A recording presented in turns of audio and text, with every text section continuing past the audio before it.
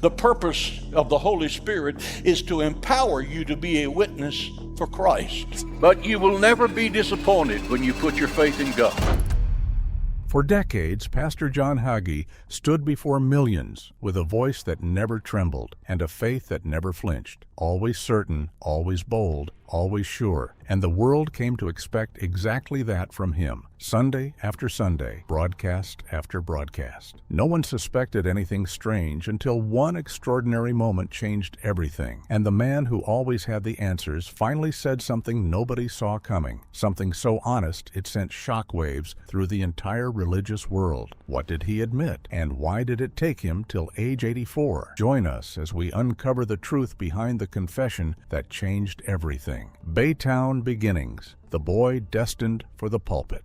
There is a certain kind of childhood that, in hindsight, feels like it was always leading somewhere. And for John Hagee, that journey began in Baytown, Texas. It was a working-class refinery town on the edge of Galveston Bay, where the air carried the scent of industry and weekends were devoted entirely to faith. Born on April 12, 1940, John Charles Hagee entered a home deeply rooted in belief. His father, William Bethel Hagee, was an Assemblies of God minister, and in their household, the Bible was more than just a book. It shaped every conversation, decision, and goal. Sunday wasn't just a day of worship. It was the heartbeat of the week. Growing up as a pastor's son gave John a unique perspective. He didn't see church as an outsider, but from within, watching his father preach with conviction and purpose. What he witnessed wasn't just public speaking, it was a calling in action. That realization left a lasting impression, planting a sense of direction in him at a young age. Daily life in the Hagee home revolved around prayer, study, and a clear sense of spiritual purpose. While other boys his age were focused on sports or the Texas heat, John found himself asking deeper questions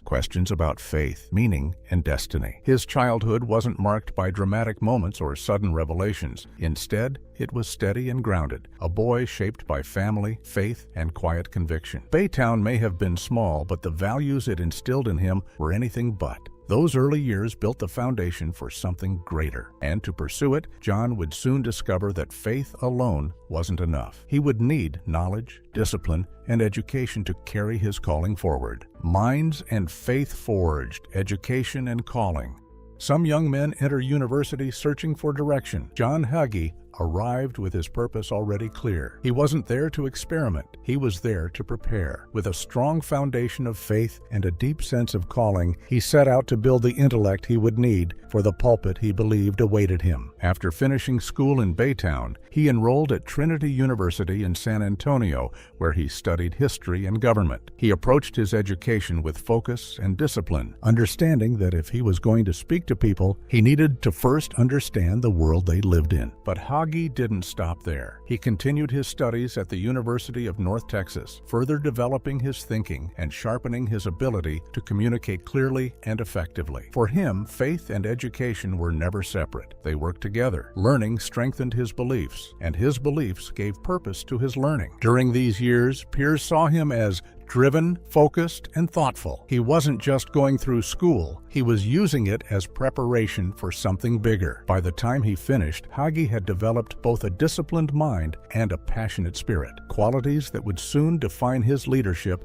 as he stepped into ministry and began shaping his future, from modest church to mega ministry.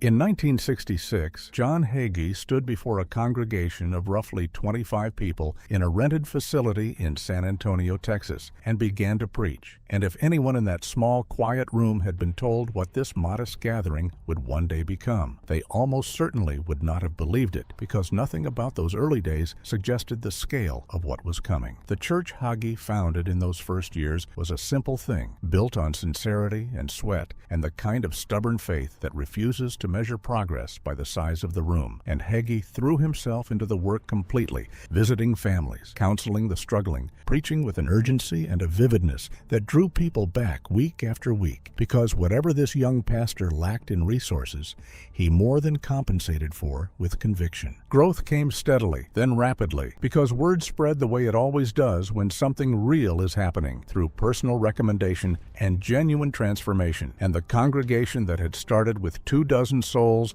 began expanding in a way that soon outgrew every space they occupied, forcing the ministry to move again and again as the numbers kept climbing. By 1975, the church had been renamed Cornerstone Church, and it had become one of the most recognizable congregations in San Antonio, drawing thousands of worshipers each week to a ministry that offered not just religious services, but a complete community built around Hagee's particular brand of passionate, prophetically driven, politically engaged Christianity. But Hagee was not content to minister only to those who could physically sit in his pews, because he understood early that television and radio represented something far more powerful than advertising. They were extensions of the pulpit itself, and so he launched John Hagee Ministries, building a media presence that eventually reached millions of households across America and beyond, carrying his sermons into living rooms, hospital wards, and communities where no church could physically reach. Then came Christians United for Israel, the organization Hagee founded in 2006, which rapidly grew into one of the largest pro-Israel organizations in the United States, drawing political figures, diplomats, and religious leaders into a movement that placed Hagee at the intersection of faith, foreign policy, and national influence in a way that no pastor of his generation had quite managed before. From 25 people in a rented room to a media ministry reaching millions, the story of Hagee's growth was almost without parallel in modern American religious life. And yet the very scale of that growth was about to invite something no amount of preparation could fully soften. Because when a voice grows loud enough to reach everywhere, it also grows loud enough to disturb everyone. And the scrutiny that was coming for John Hagee would be as fierce and unsparing as anything he had ever faced from behind the safety of a pulpit. Prophecy and power, a preacher's bold voice.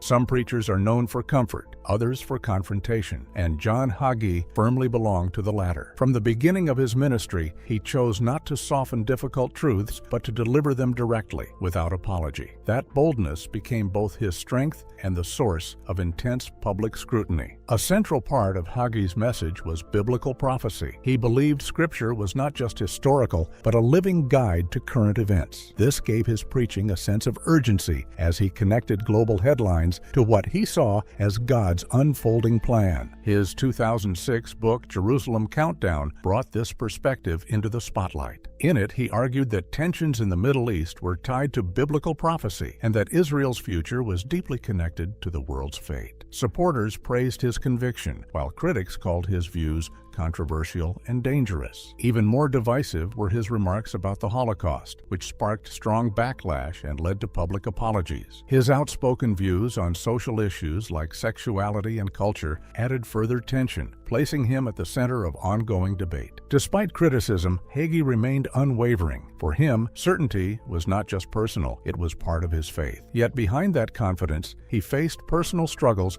that no public message could fully address. Private battles behind public triumph. For all the authority that John Hagee projected from behind the pulpit, for all the confidence that filled every broadcast and every arena appearance, there existed a private life that was considerably more complicated and considerably more painful than the polished image of a nationally recognized minister might have suggested. Because leadership at that scale does not insulate a man from suffering, it simply ensures that his suffering happens in full view of the people he is supposed to be guiding. His first marriage to Martha Downing ended in divorce, a fact that in the world Hagee inhabited carried an enormous weight, because the communities he served and the theological traditions he championed held strong views about the sanctity and permanence of marriage, and the dissolution of his own placed him in a deeply uncomfortable position, vulnerable to the judgment of the very people whose trust he depended on to sustain everything he had built. The public criticism that followed was not gentle, because within conservative evangelical circles, divorce carried a stigma that no amount of ministry success could easily erase, and Hagee faced questions about his fitness for leadership, his personal integrity, and his standing before a congregation that had placed enormous faith in the consistency of his character. And navigating all of that while continuing to preach, to build, and to lead required a kind of resilience that is difficult to fully appreciate from the outside. But life, as Hagee had always preached, was not the absence of difficulty, it was the response to it. And his response came in the form of Diana Diana Castro, whom he married in 1976, and whose presence in his life marked a genuine turning point, not simply in his personal circumstances, but in the texture of his character. Because those who knew him in the years that followed often described a man who had been softened in precisely the right places, more attentive to human vulnerability, more aware of the cost of failure, more compassionate toward the people in his congregation who were carrying their own private wreckage. Diana became not just his partner, but a foundational part of the ministry itself, and the stability and warmth she brought to his personal world seemed to give his public voice a dimension it had perhaps lacked before. Because a man who has known genuine personal collapse and found his way through it speaks about redemption with a credibility that cannot be performed. The ministry not only survived the turbulence of those personal years, it grew stronger through them because the congregations Hagee served could sense, even if they could not always articulate it, that the man speaking to them had earned his convictions. But surviving personal crisis and thriving under the daily weight of leading a movement that spanned television, politics, and tens of thousands of souls were two entirely different challenges, and the second one was quietly taking a toll that Hagee himself was only beginning to understand. The weight of leadership. There is a particular kind of loneliness that belongs exclusively to people who lead at scale, because the larger the congregation, the wider the broadcast, and the greater the influence, the fewer the people who can honestly speak into a leader's life without the conversation being shaped by what they need from him. And John Hagee, who had spent decades building one of the most expansive ministries in American religious history, understood that loneliness in ways he rarely discussed publicly and likely rarely allowed himself to examine privately. Managing Cornerstone Church at its full height meant overseeing not just a congregation, but an organization with staff, budgets, broadcast commitments, political relationships, and a global media presence that demanded constant attention and constant performance, and the pressure of maintaining all of that while simultaneously being expected to serve as a spiritual anchor for thousands of individual lives was a burden that no amount of preparation or conviction could make simple. The theological tradition Hagee inhabited did not offer much room for uncertainty, because the brand of Christianity he preached was built on the confidence that Scripture was clear, that God's purposes were knowable, and that a pastor's role was to stand firmly in that clarity and lead others toward it. And that framework served him extraordinarily well in front of crowds and cameras. But in the quiet moments, in the hours between the sermons and the broadcasts, it left very little space for the kind of honest reckoning that genuine leadership eventually demands. Those who worked closely with Hagee during the height of his influence describe a man who carried his responsibilities with extraordinary dedication, but who was also, in those years, bearing a weight that was slowly redefining his relationship with certainty itself. Because the longer a person leads, the more they accumulate evidence of the gap between what they proclaim and what they privately know, between the confidence the pulpit requires and the questions the heart cannot stop asking. There were moments in those years, rarely acknowledged and almost never discussed publicly, where the architecture of absolute certainty that Hagee had spent a lifetime constructing showed its first quiet cracks, not in his public statements, not in his theology, and not in his ministry output, but in the private conversations, the pastoral moments, the late reflections of a man who had seen too much of human suffering to pretend that every question had a clean answer. Faith, he was beginning to understand, was not the absence of those questions, but he had not yet found the language to say so out loud, and the gap between what he felt and what he was prepared to say was growing wider with every passing year, until one Sunday morning when the gap finally closed in the most unexpected way possible, and the congregation that had come expecting certainty received something far more powerful instead: the unexpected confession. Nobody in the congregation at Cornerstone Church that Sunday morning had come expecting anything other than what John Hagee had always delivered, which was a sermon built on certainty, grounded in Scripture, and delivered with the kind of unshakable confidence that had defined his ministry for decades. That was the covenant, spoken or unspoken, between this preacher and the people who filled those seats week after week, that he would stand before them and speak with authority about things that were true and fixed and knowledgeable. What happened instead stopped the room. Hagee paused mid-sermon in the way a man pauses when he has decided to say something he has been carrying for a long time, and what came out was not a theological argument or a prophetic interpretation or a political statement. It was an admission, quiet and careful and unmistakably genuine, that there were things about God and faith and the mystery of human suffering that he did not fully understand. That certainty had perhaps been something he had worn more as armor than as honest conviction,